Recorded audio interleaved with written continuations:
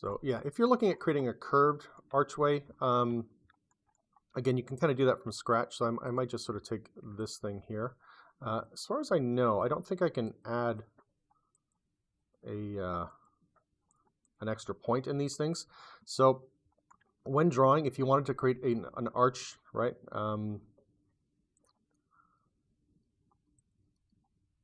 You basically kind of pick a point and then middle mouse click and drag, right?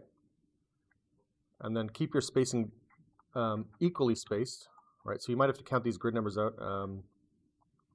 2, 4, 6, 8, 10, 11. So yeah, 2, 4, 6, 8. Yeah, it's one past this, actually. I should just do that.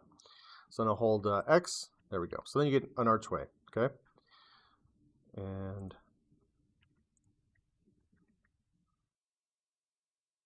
there. Now I think also my vertices are a bit misaligned, so that's okay. I can just hold Alt. And then, like I said, if we go into curves, we can go open, close, and that will close that up. If you need to adjust too, like maybe this looks a little flat, you can always grab this and pull it up, right? So it's still editable. If we go to perspective, just kind of move this thing over. Oops. Again, I'll center my pivot, modify, center. Again, go to poly modeling, sweep, and then I'll pick a custom and I'll grab the, hit select and grab, let's say I'll just grab this shape for now, right? Yeah, sometimes there's sort of a mess in here, so I'll talk a little bit about fixing that too. So we'll optimize the curve.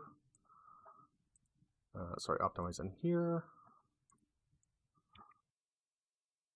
Go. Yeah, sometimes this sort of thing can happen. I'm going to also just scale the profile. That's partially where the error is coming from. And I have noticed this too. Sometimes, you get kind of wonky mesh on one side. So I've got a couple tricks for this as well. Again, the Bezier tools in Maya are not the best. They're usable, but have some deficiencies.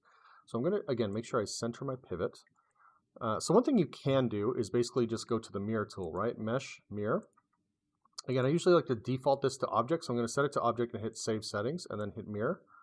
And now we see kind of the good side mirroring over to the bad, right? So I'll delete history typically after that. And there was some skewing and scaling in here. So again, I usually don't need an edge in there. So if I hold Control, backspace, cleans it up, right? So we've got a nice arch window. That works well for arches, okay?